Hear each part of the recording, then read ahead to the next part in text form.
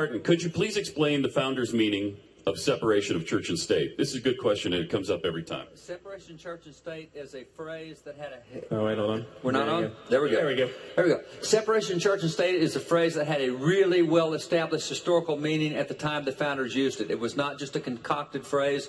It stayed established for 150 years after they used it, but very simply, it was that the Bible had created an institutional separation of church and state. You had Aaron over the spiritual stuff in the temple. You had Moses over the civil stuff. When King Uzziah tried to combine them, God whacked the king, and now I want the two institutions separate.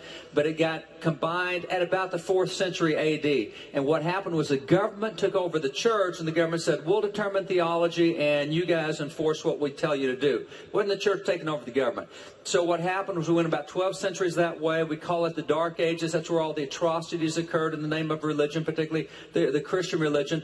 And you get to a point in time where that you have dissenters popping up. About 30 folks over 7 nations, 250 years, said, no, we got to go back to what the scriptures say. And that's the first guys to start pushing for separation of church and state. It really came to a head when Henry VIII in England wanted a divorce. The church said, no, not doctrine. You can't get divorced. He said, I'll start my own church and turn my own doctrines.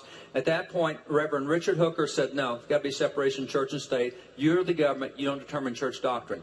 So at that point, you had from England in the 1580s starting to come to America people who had that view, that belief that government is always trying to take over the church, not vice versa.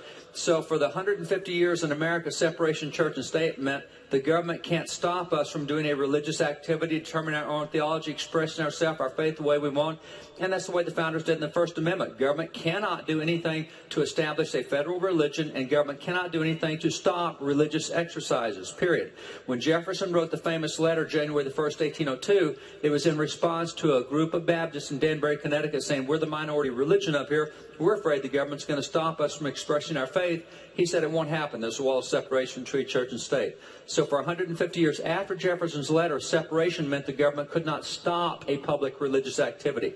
It changed in 1947, a judicial decision called Elverson versus Board of Education. The court said, you know, we think Jefferson screwed it up. Separation, he said, meant the government couldn't stop it. We think that it should mean that the church can't get involved in public stuff.